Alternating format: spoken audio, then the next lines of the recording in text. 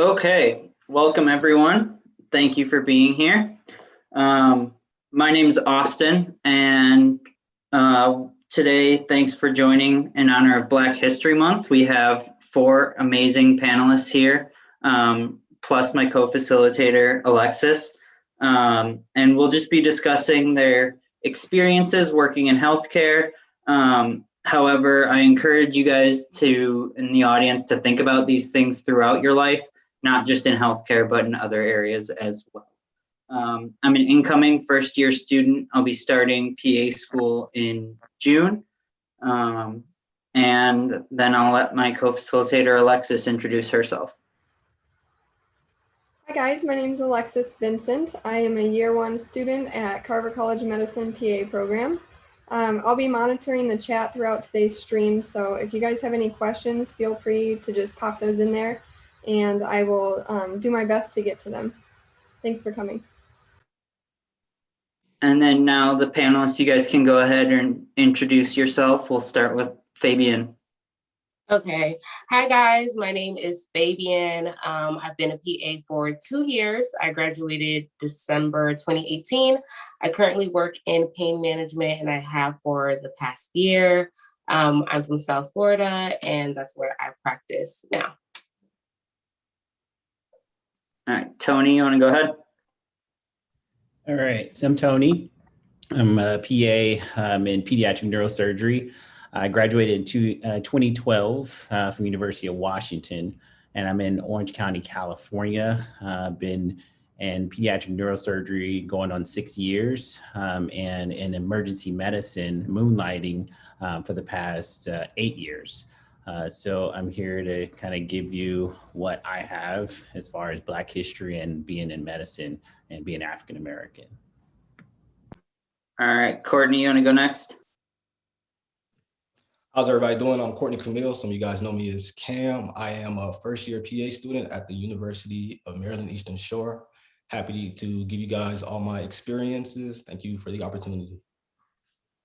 And last but not least, Adanna. So my camera is about to die very shortly, but my name is Adanna. I am also, I guess, known as Adanna the PA. I am a first-year PA. I just graduated in 2019. I'm practicing currently in trauma at a trauma hospital in the DMV area.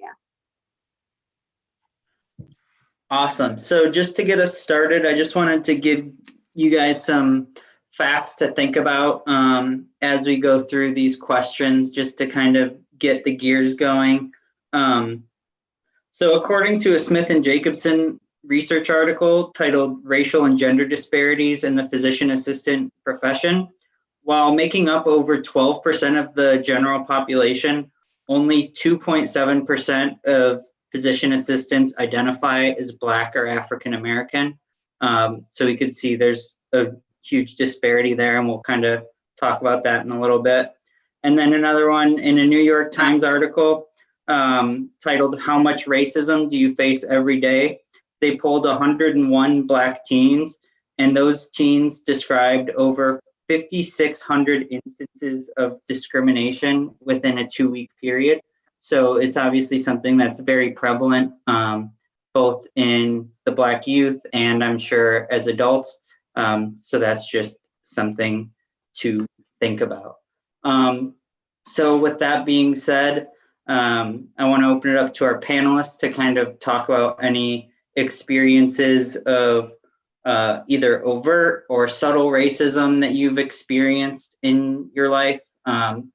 Courtney, I know we've talked about this. If you want to maybe start us off with just something that you've gone through. Yeah, sure. So, I had a situation where I was working at a phlebotomist in Florida, and my delegator printed out a lab for me to draw. So, I'm heading over there, and as I knock on the door, the nurse comes out of the room and she was like, "Oh, hey, can I speak to you at the nurse's station?" I'm like, "Oh, okay, cool."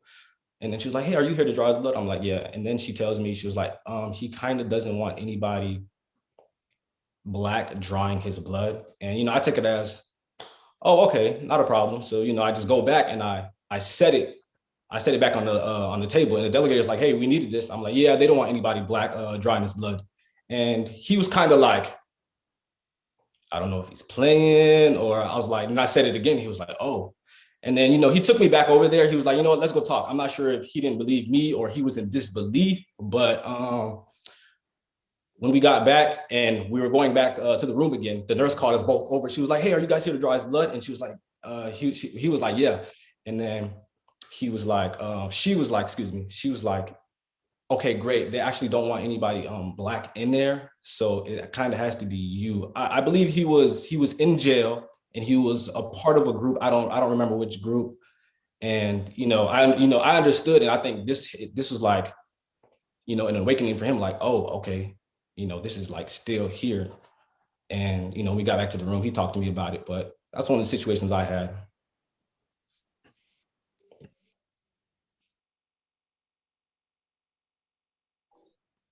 So then, Adanna, I know you've also talked about some instances on like your YouTube channel and stuff like that. Do you maybe want to share a little bit about those? Sure. So, I mean, it was really my husband who kind of alluded to all of the racism that I faced while I was in PA school. Nothing was really overt, I guess you could say. Everything was pretty subtle and almost subjective in nature, but a lot of the things that I was doing on social media or YouTube as a pre-PA/PA student, there were other students doing it. I was just kind of like one of the only African-American and really the only African-American female doing it at the time. And I had, several people post racist things on Facebook about me, like a picture of like a slave master telling his slaves to get back to work in response to something that I had posted. There was also a lady who her friends say that she's not racist because she's married to a brown, person, someone that is Hispanic. But she threatened to call my school and talk to my director to have me kicked out of my program because she said that I was saying that I was a PA when it was literally just my moniker, Adanna the PA, which everybody on Instagram has a something the PA. So it was very like these little microaggressions, things like that, but nothing super overt, like just in my face, like talking to me one-on-one saying, I don't like you because you're Black.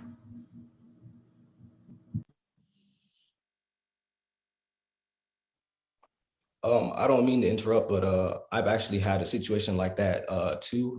I did do a little bit of YouTube, and somebody did say some very mean things, and it was nice that YouTube, blocked it out so everybody couldn't see it, and they just said affirmative action, and then they put the N-word in it. But there were things like that, and I'm sure that you've dealt with things like that also.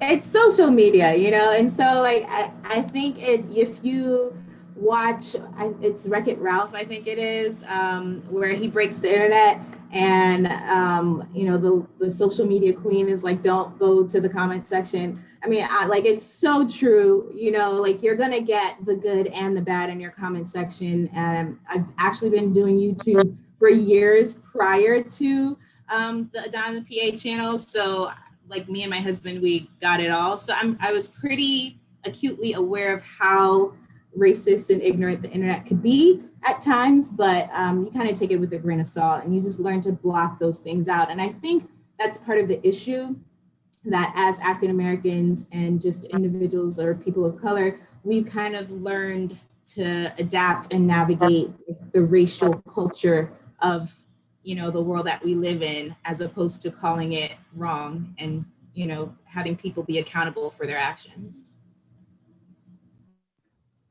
I agree with you, Adanna. It's same here.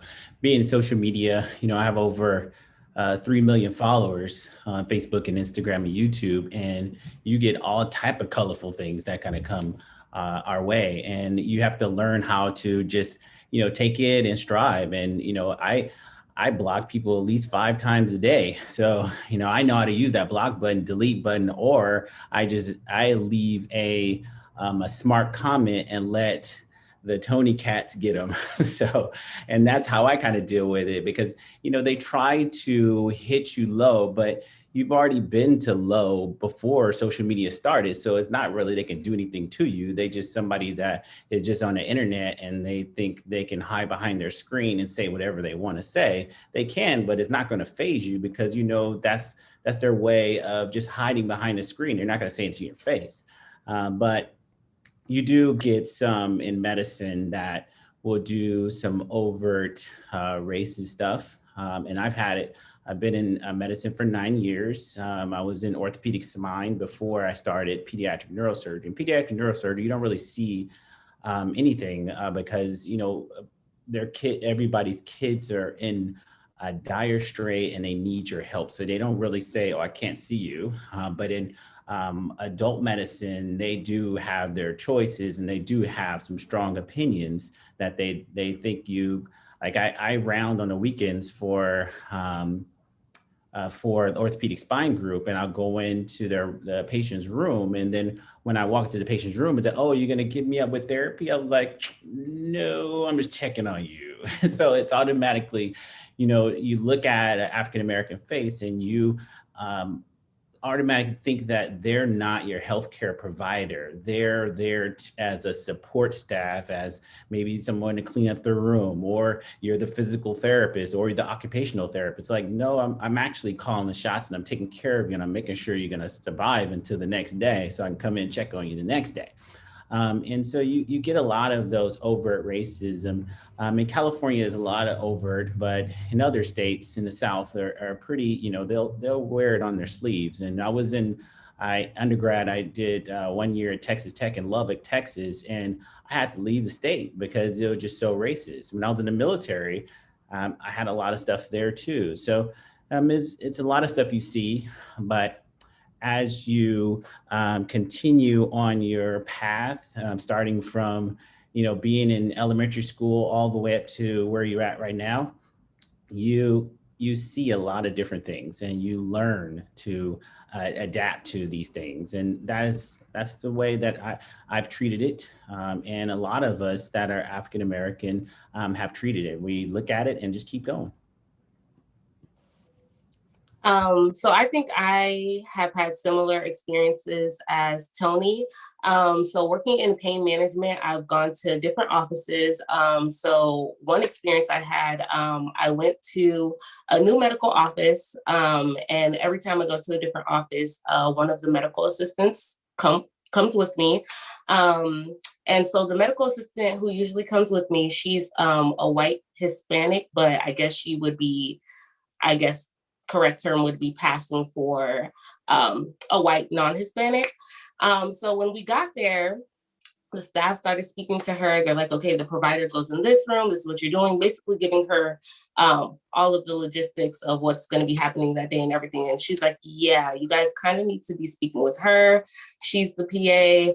And they're like, oh, okay, cool. And then that's when they started actually speaking to me and basically, you know, giving me the rundown. So a lot of times people do assume that someone who's Black or African-American, they aren't a provider, like Tony said. And you kind of have to like introduce yourself as a provider and kind of let them know. So that is one of the things that PAs face, or Black PAs face all the time, should I say.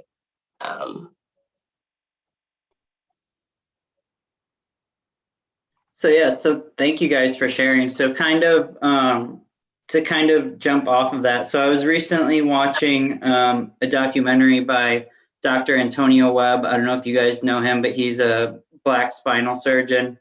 And one of the things that he said was that you can't be something that you don't see, referring to the fact that it's hard for Black youth to want to be healthcare providers when they grow up if they're not seeing that in the field due to the disparities that we kind of talked about earlier. So I was wondering, like, if you guys had any Black role models in healthcare growing up, and if you didn't, like, what would that have kind of meant for your healthcare journey if you did? Or like, what do you hope to be for the youth now? I can go first on that one. So My grandfather was a pediatrician, but I wasn't really around him. And then he passed away when I was like 6 years old or so. So my role models, I didn't really have really like the role models that a lot of kids normally have as far as like basketball player, rap singer, a rap star or a singer. I didn't have all those. I had my mom and my two older brothers, and they were involved in gangs. And they were my role models of what not to do. So I chose them to be my role models. And I said, I'm just going to do something that is not going to be what they're doing, because you can either get shot, stabbed, or in jail. And I didn't want none of those. And so after I graduated from high school, that's when I went out to the military. And then at that point, I wanted to figure out what I was going to do for the rest of my life. And I wanted to become a pediatrician. So then my gear was going towards medical school. And then eventually I found out what was PA. And then I started at PA school. So if I would have had like somebody I can relate to that was African American, that was in medicine, I guess around the time that I was doing all my undergrad was when ER came out, and the guy from Coming to America, Soul Glow, forgot his name, but he was the ER doc, and that was the only Black ER or Black physician on a television show. Other than that, it's been a lot of medical stuff has been, it's not Black. So it's everybody else except for Black. So you don't really get those role models. And what I'm doing now on social media is trying to stimulate and trying to show other kids or youth or whoever wants to view it that, we can be something else other than the common themes of, oh, I want to become a rap star. I want to make that fast dollar so I can get that car, so I can get that girl, so I can do whatever while I want my money. And so that's where I'm trying to come out as well as teaching my daughters that it's not about, trying to get money. You gotta crawl before you can get where you need to go. And that's what we here today is trying to stimulate the discussion of how can we get the youth involved and trying to become more involved in medicine, because it's a lot of us, but it's only 2% of us in PA. And then it's a little bit more than that in MD. So there's a disconnect. And, this is why we're here discussing that today. What do you think you talked about like getting youth involved.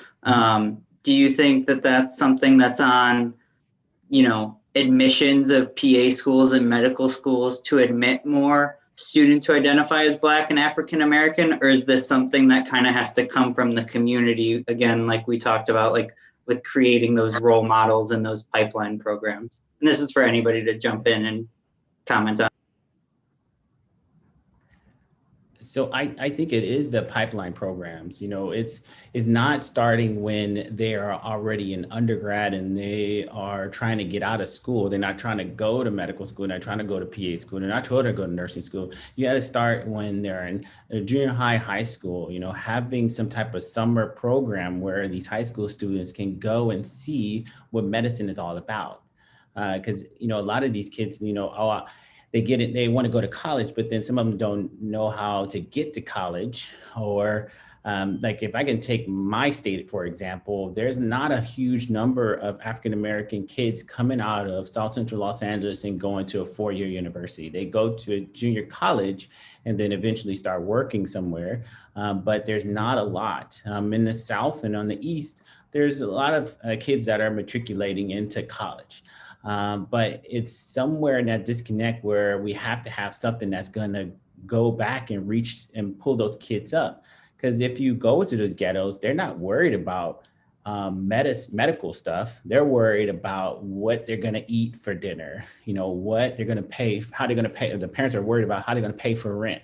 They're not worried about, oh, this guy's here to talk about medicine. Let's listen. No, they're worried about, what we're going to eat, how we're going to keep my kids alive, how I'm going to keep police brutality away from my kids, how I'm going to shelter my kids. Those are things that are very high on the forefront. So it's a lot of this stuff that we talk about is good, stuff, but, we have to get to the root cause of why these things are there. Because I lived it, and I'm one of the ones that kind of slipped through the cracks and didn't allow it to hold me back. So basically piggybacking off of Tony, I definitely think there should be a system in place to navigate kids, I guess, to college and then PA school, as you mentioned.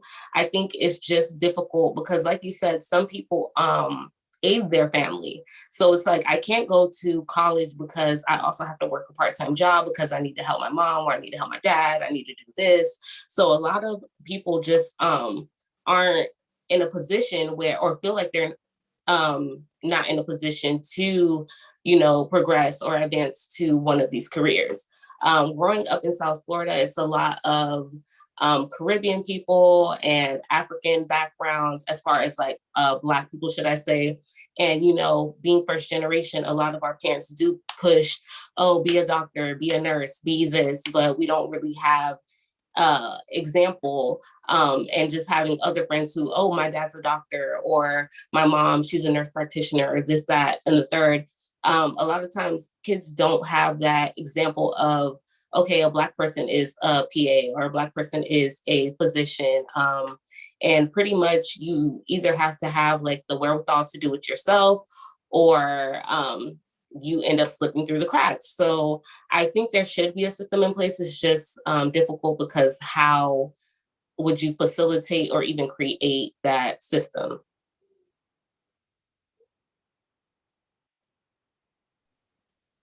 Yeah, so just like they said, when my father came to this country, he did push football on me heavy, well, sports on me heavy, and that's all I saw. I haven't seen a black doctor until I was 23 in Tallahassee, Florida. That's when I seen my first Black doctor, and it's just been football, football, football. It would mean so much to me at a younger age if I seen, some type of Black provider, something I could be. It wasn't until I couldn't play football anymore to where I had to look at, different avenues. Like, well, what am I going to do? Am I going to go back home? I don't want to go back home. So what am I going to do? So then, I picked, the medical field. And when you do pick the medical field, again, you don't see many Black providers, Black, PTs. But luckily, YouTube is around. So what do? I went on YouTube, and one of the people I did see was Adanna. So I would like to thank you. You are like, you were inspiration for me, because there wasn't a lot of people doing it, and you were doing it, and I seen, you look just like me. So that was inspiration. I do thank you for that. But I think we do need exposure at a young age. And I know that my university, they sometimes go to the high schools and, they kind of talk about PAs. I think they did that a couple of times. I remember seeing pictures, but I think that that's a great step in that part. I think I just want to address something that Tony said, because I know that we're talking about like going to schools and talking, and then he was, just bringing up the fact that a lot of us as African Americans, it's really all about survival. So it's a matter of like, hey, how am I going to eat? How am I going to pay for rent? How am I going to do this? And so I feel like even when we're thinking about how would we facilitate something like this, it goes to reason that we should probably meet people where they're at. So like if I'm hungry, I'm not going to necessarily be paying attention to somebody that comes and says, oh, look, listen about this great career. It's called being a physician assistant, or a physical therapist, or an occupational therapist. I think it would be better suited if we can have programs in place where we go and we're like feeding people, if we're building things, we're helping them out, and at the same time talking about what we do or where we're from, you're relating to them on a more personal level. I think a lot of times when we're like, oh, let's go to the schools and talk about the kids, like my kids just learned what a PA is, and I've been talking about this for like years. And I'm like, well, what's a PA? You're a PA? I'm like, yeah. And they're like, what's that? You're like a doctor? And I'm like, I mean, I guess you can say that, but like I'm still sitting up here educating. And it's not even necessarily about them understanding like what a physician assistant is per se, but how does their mom help other people, in her day-to-day job? And then as they can see that and emulate that, then the world is their oyster, I guess you could say. It's opened up to them the possibilities that they can have as, young African-American women. If I might jump in, I just want to open up with regards to that and trying to get this exposure. How can we as white allies help that? And how do you think we could use our resources, or just how can we help that move along forward for children? Yeah, that's a tough one. It's just like what Adanna was saying, is that trying to meet youth where they're at. There's a lot of different youth organizations in your surrounding areas, in the different ghettos. And they do a lot of different things. There's YMCA that does things in different states. And so you can locate these different organizations of what they do within their communities, because each community has somebody that fights for them. We just have to kind of look for them. So you have to locate these groups within these communities. And a lot of African Americans, we love church. And so you can go to a church, you'll be put on spot, but you can go to a church and you can kind of get a hold of there and do like a health fair there at a church. So you get a lot of people, you get a lot of exposure to the profession, as well as getting youth involved when you go to a church and do things there, or to a barbershop, and talk about prostate cancer. So all these different ways you can kind of expose the youth, as well as African Americans, to medicine in general, because it was not too long ago where African Americans were deathly afraid of medicine. And a lot of them are still deathly afraid of medicine. And they will not get anything you want to give them. And they will rather eat themselves to death versus going to a doctor and think that they're going to get poisoned. So it's not too long ago that mindset was instilled into these different areas within the South. So you have to kind of mitigate all those misconceptions that still prevail today.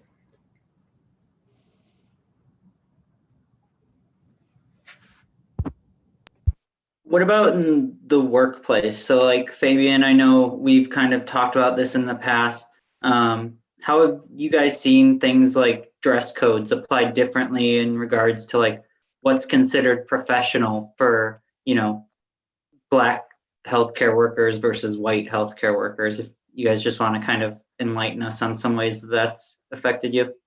So one of the things that I was telling you about was like, okay, even for like hairstyles. So a lot of hairstyles, or African American or Black hairstyles, people deem as unprofessional, whether that's braids, like I have in my hair right now, or dreadlocks, afros. A lot of people try to say that it's unkept, and that you should either have your hair either more slick or straight, and that's more professional. So I feel like just being conscious of different things like that, that this is just a hairstyle. This is just like, a normal way of life for certain people, and it shouldn't be made to be a big deal or spectacle, sorry. So I just feel like, I don't know. I think that we should just be more conscientious of, individuality, and people should just understand that certain things aren't going to change the way you provide care to a patient, like hairstyles or certain piercings or things like that.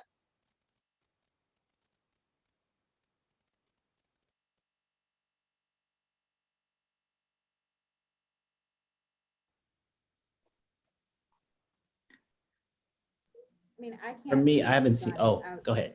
I was just gonna say I can't speak on it. I mean, the hospital that I work at is like the majority Black, so there's not really anything that's offered differently. We're all in scrubs, like, so I haven't seen it. Maybe as I matriculate more through my career, if I change, facilities or something like that, I might see some of those things. I know, like, there's a lot of people that always get talked to about like how tight their clothes are just because you're shaped a little bit different, but I haven't necessarily had to deal with that.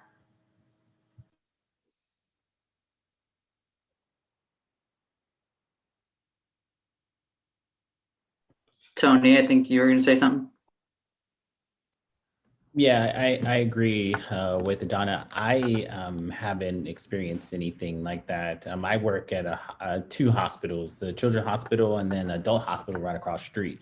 And I am the only African American provider. So there's some nurses here and there, but I'm the only little dark guy running around in a bow tie, dancing with all the kids. Holla.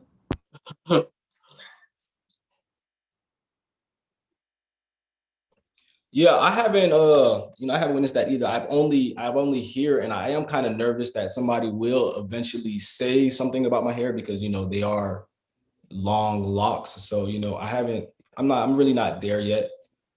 Nobody has said anything, but I am a little worried when they do. What you gonna do? What you gonna do when they say something about your hair? I'm gonna tell them what it is. It's mine. It's like it's mine. You feel me? It's me. So take me or leave me.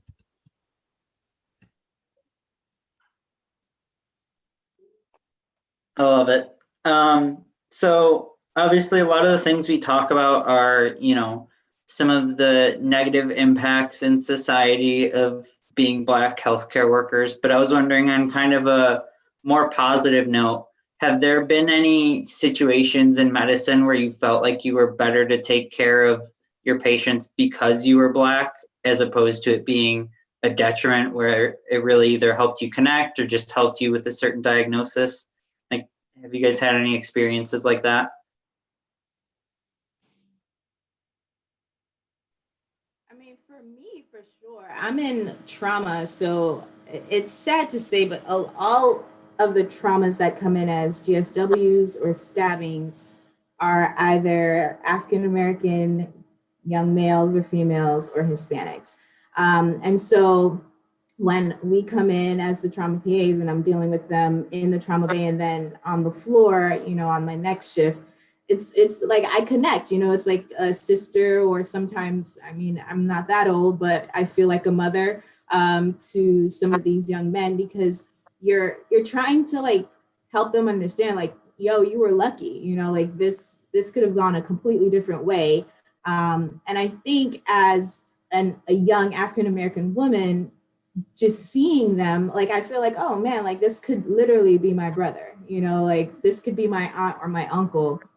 And I don't want that. And so when it comes to understanding like how maybe they react to you, depending on how you're talking to them, like me versus some of my colleagues, I feel like I'm a little bit better suited because they can relate to me a little bit more. So it's not necessarily that they respect what I'm saying, but they're more willing to listen to what I'm saying, as opposed to somebody that doesn't look like them and is trying to tell them what to do.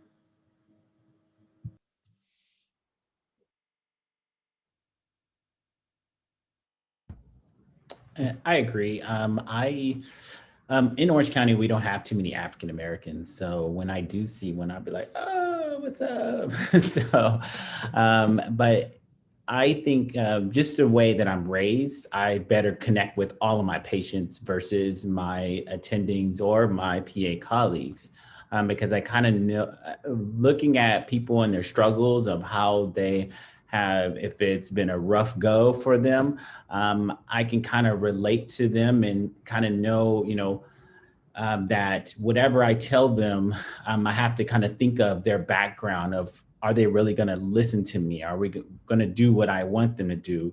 Because I have to incorporate whatever they've already been doing. And now I got to bring in my Western medicine thought, as well as where I came from, my thought, and kind of say, okay, these are things that I want you to do. I know you're going to do this, but I still want you to do these things. You can do a little bit of what you normally do, but I want you to do a lot of this so it can help you with whatever you're going through. And I take it with me when I'm working with adults in emergency medicine, as well as working with parents with kids with hydrocephalus, brain tumors, the whole gamut.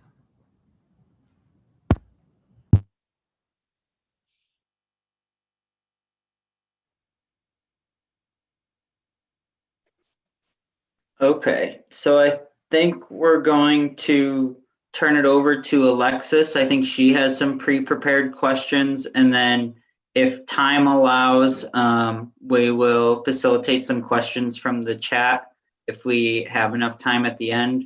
Otherwise, if we do end up running out of time, you guys can always reach out to Alexis or I, or I'm sure any of our panelists with additional questions. So I'll turn it over to Alexis now. Thanks, guys. So my questions came from the student body and also faculty from Carver College of Medicine. And so I just want to throw these out. One of them, we're currently in a course where we have upstandard training. And so they're trying to give us the exposure and tools on how to combat any discrimination witnessed.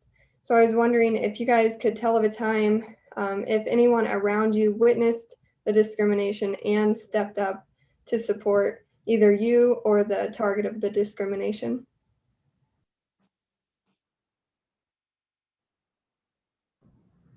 Well, me talking again. So I was the one that was being discriminated against because a patient, so this was a patient that not necessarily didn't get what he wanted, that Fabienne normally treats. He wanted some of that Dilaudid, and I said, no, you're not getting Dilaudid. I'm gonna give you some Tylenol, some Tramadol. And then he raised up and said, well, F you then, beep. And he was like, what you gonna do, what you gonna do? And I just like bit my tongue, and then all of my medical staff, as far as the nurses and the techs in the ER, just ran over to him. It's like, you can't be talking to anybody like that. You got to leave. And they kicked him out. And that's where I felt prideful.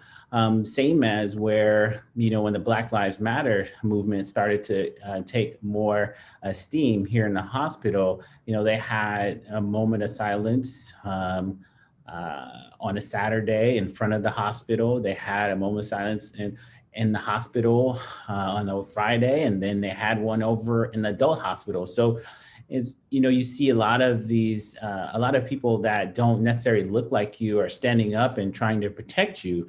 And that's key to your work environment, because that somebody's going to step up and help you out if somebody's trying to kick you down. And I've seen a lot of patients in the ER that, have a lot of different colorful tattoos on them that don't really like anybody else but themselves and the people that look like them. And yet I'm their provider. And they look at me with the blankest stare, and I just don't skip a beat and keep going. And so looking at those different instances, I love where I work. I don't think I'll ever leave because I know people will support me here.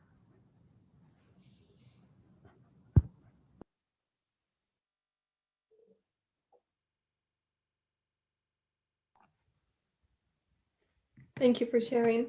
Another one is we've had some students of color that expressed that once they got admitted into the program, they felt a quote imposter syndrome and felt that their peers kind of saw them as hitting a diversity quota instead of equally as awesome as their peers. So I was just wondering if these were common feelings for any of you or other Black providers, and if so, what would be the most helpful way for others to counteract these opinions?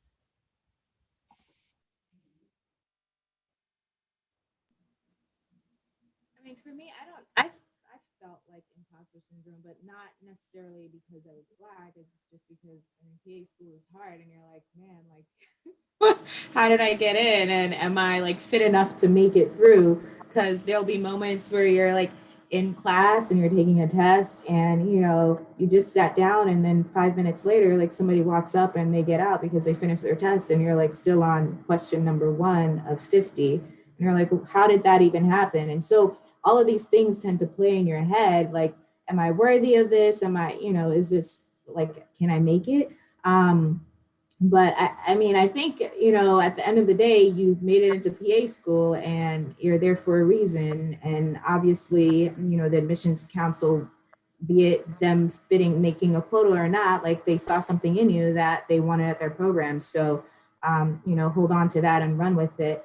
I think for me, when I was in PA school, my issue was that we were just like, there was 4 of us, and, we were just kind of tight knit because like we could relate to each other a little bit more. And we kind of felt a little bit secluded, honestly, from the rest of our classmates. So I think it's more of a conscious effort to include your peers that don't necessarily look like you. And I think that might help as well with any imposter syndrome that they may be feeling.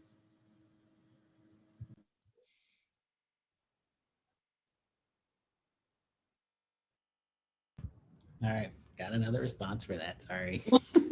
My turn. So I'm gonna let you guys in on a little something. So I first started off at Charles Drew University, and then they went under. They lost their accreditation. So there was a bunch of us, and Charles Drew was just full of minorities of all different shapes, sizes, and colors. But a few of us uprooted and left and traveled up north to University of Washington. So 6 of us total. So 2 of us went to Seattle and 4 of us went to Spokane, Eastern Washington. And it was myself and my other classmate she was African-American from New Orleans. And then my El Salvadorian classmate, she was from LA. And then my Caucasian classmate, she was from Spokane. So she actually left Spokane and went to Charles Drew. Then Charles Drew kind of started dissolving. She talked to the people at University of Washington. They accepted 6 students. And so we went up to Washington. So for myself there at Washington, I knew everything that I went through at Drew, everything I went through in the military, everything I went through in the neighborhood that I grew up in was for a purpose. And because of that, I knew I was supposed to be where I was supposed to be, even though I was the only African-American male. And my colleague that was now with me from Charles Drew, she was the only African-American female. And us 3, our other classmate, she was just hanging out with everybody, but us 3, we literally stayed around the corner from each other. The 2 stayed together, and my wife and my daughter came up. And so we formed a support network. We had Thanksgiving meals. We had Christmas parties. So we had all these different things that kind of help lift us all up, because we were homesick, going from Los Angeles and now to a suburb area where nobody looks like you. And if you travel across the county lines in Coeur d'Alene, nobody really wants you. So it was a lot of different things that kind of was pushing down on us, but we knew that we had a better opportunity. We had to get through this so we can get back and take care of our next patient that was waiting for us. And so every day that I am on this side of my degree, I am thankful, and I share it with everybody in the world, because I'm like, man, this is best thing since sliced bread. I don't even know when sliced bread was made. So I love what I do. And when I was in PA school, I knew I was going to be the only African-American male, because when I was in undergrad, I was the only African-American male because I was majoring in neuroscience. So there was nobody around me that looked like me. It was only people that were sitting in the quad doing different things that looked like me, that was in business, that I would stop by and say, what's up? But I knew from the get-go, as soon as I hit the ground running in undergrad, nobody looked like me, that it was going to be that way once I got to where I'm at today.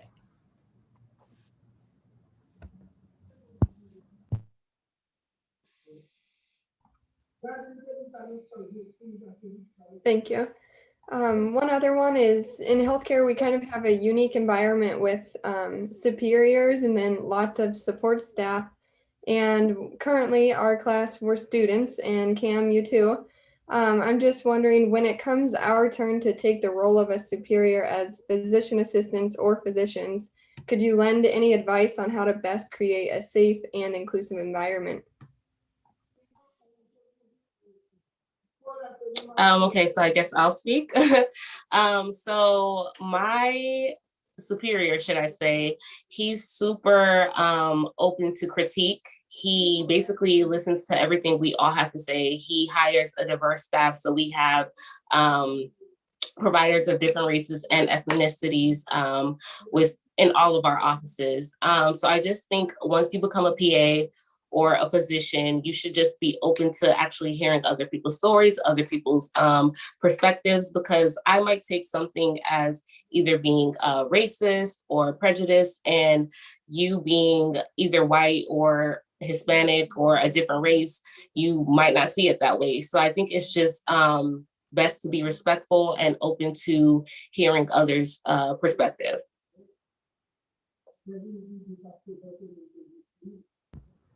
I agree. I'm talking again, sorry.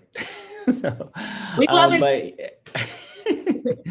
So, I work in surgery, and in surgery, everybody talks about everything when the patient goes to sleep. So we talk about a lot of stuff. So, and a lot of things, that get said are sometimes inappropriate, and you have to let them know that didn't sound too hot. So, and I do it all the time, and my providers are like, oh, I'm sorry about that, Tony. Or, we just joking about different things, or he may say something that is pertaining to surgery, but I'm like, man, that didn't sound too right. But it was just pertaining to the surgery, because we had to take off a tumor, and it was one instance where he said it was a black tie was on one part of the tumor, and then there was a white tie on a different part of the tumor. So he was saying, okay, put this in the cup, and the black is the inferior portion of the tumor, white is the superior portion of the tumor. He said black superior, white is a black's inferior, white superior. And I was like, Dr. Mahoney, that don't sound too right. So, and that was just an incident, but it was just a joke that I was just kind of bringing out of what he just said. But my provider is very open to everything that I have to say. And we're basically like best friends, because we go do different things all the time on the weekends or during the week when we just go hiking. So we, as the only African-American male here in this hospital as a provider, a lot of people will come to me for different things that are going on within their areas within the hospital, and asking me questions of what they should do. And so I kind of voice my opinion on how they should handle those things.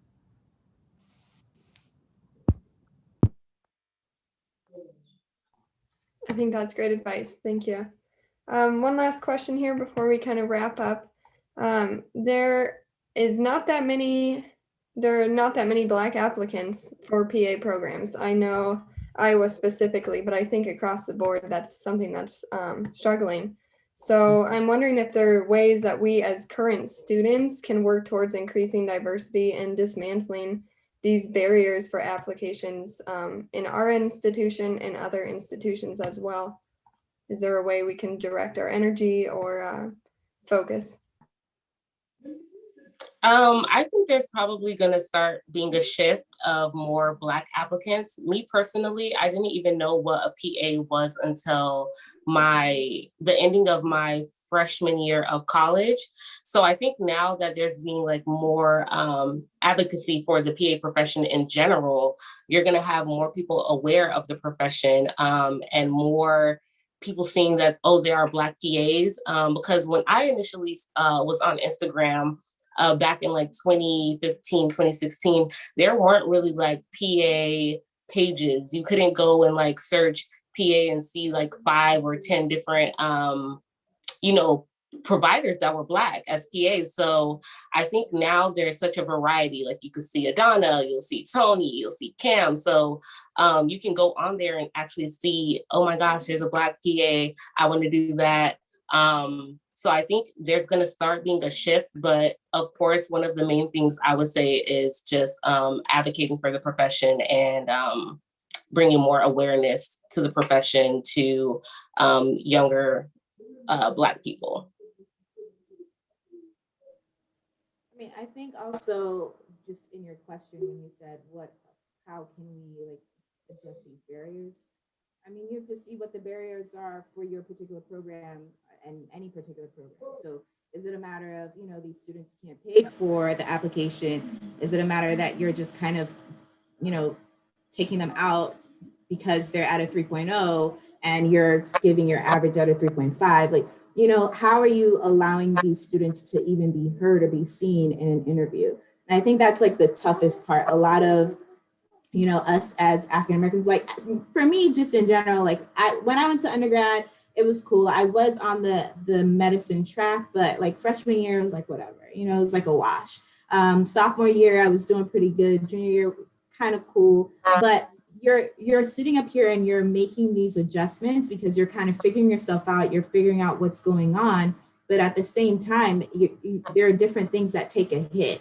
And so you're not seeing, like Fabienne said, you know, you don't see what it takes to be a PA, like what are all the stats. So I think now that we have all of these various different options for these students to figure out, well, what do I need to do to actually become a PA? They can hit these marks because, you know, it's sad to say, but I mean, as Caucasians, you know physicians, you know physician assistants, you have people who have gone there before and who can tell you, yeah, you know what, Austin, like this is what you should do. Or I know Dr. So-and-so and he's on the board of this PA school. Let me introduce you to them. So I think there are a lot of things that just systemically that puts up barriers for African Americans, not only to apply, but also to get accepted into PA school. And so if you're a school that you're really actually trying to get diversity in, you're trying to get providers that look like the patient population that they're going to see, you have to look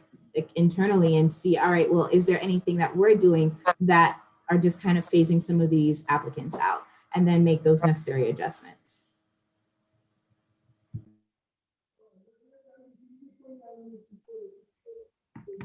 Great, thank you. We just have one question from the chat that I want to throw out specifically for you, Cam. What is it like going to an HBCU PA program? Man, to be honest, it actually feels good, man. I think we have, 11 to 12 African-American students and two Indian ones, two Hispanic ones. It's just very diverse, and it's honestly a good feeling. You know, I see Black PA. I think here is when I seen my first Black PA, which is, you know, which is crazy. Our chair, Dr. Maxwell, you know, it's a good feeling. It's a good feeling, and I am happy that I found this school.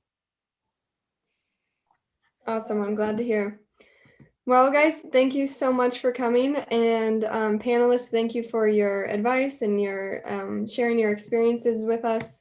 I hope that the audience enjoyed it, and if you have any further questions, please reach out to Austin or I, or any of the panelists. We have listed their @ for Instagram as well.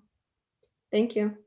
Yeah, and if I just want to add one quick thing, and then I'll let the panelists say, you know, any closing words that they want to say or takeaways from events like this. But if anyone wants more resources about, you know, different books to read, podcasts to listen to, accounts to follow, like Alexis said, do not hesitate to reach out. You know, this isn't meant to be a 1-hour event where you come to this and you learn everything that you need to know about what it's like to be a Black healthcare provider. You know, this is really meant to be a jumping point to kind of open your eyes, and then it's really important to go out and continue to do that research.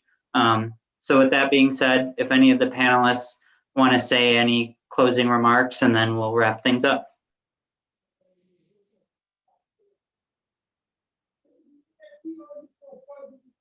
I see you.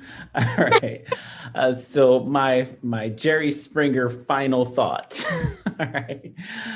So, you know, it's just like what Austin is saying, you know, you have to be willing to do the work. You know, being African-American and being a provider that can potentially go into a room and be hated on before you even open up your mouth.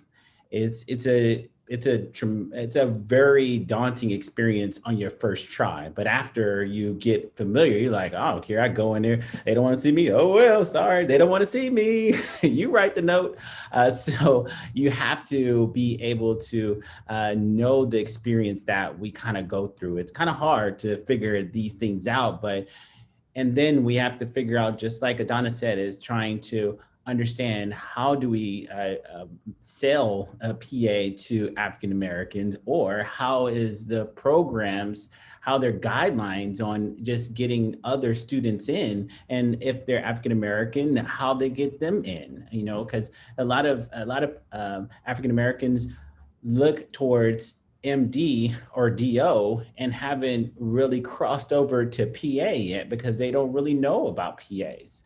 But as the years that keep going by since I've been a PA, there's more PA programs and there's more people on social media that's showing what PAs are and of African American descent.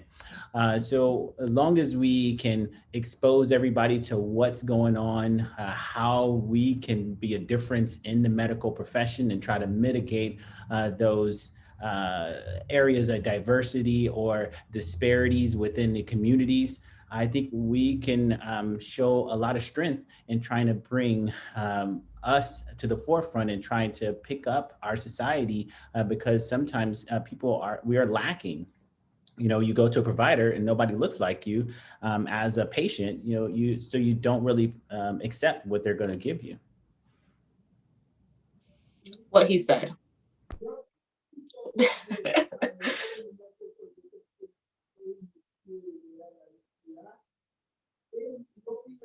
You can follow me on Instagram at Adanna PA. Shameless plug.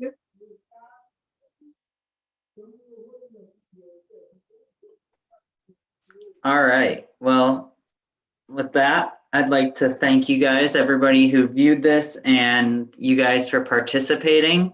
And like Adanna said, and we said, make sure to check out all of their awesome social media accounts in the description of the YouTube video. They're all posting awesome content, and you could follow their journeys through being a PA, and just not even just being a PA, just being cool people. So thank you guys, and hopefully you have a great week. Thank you.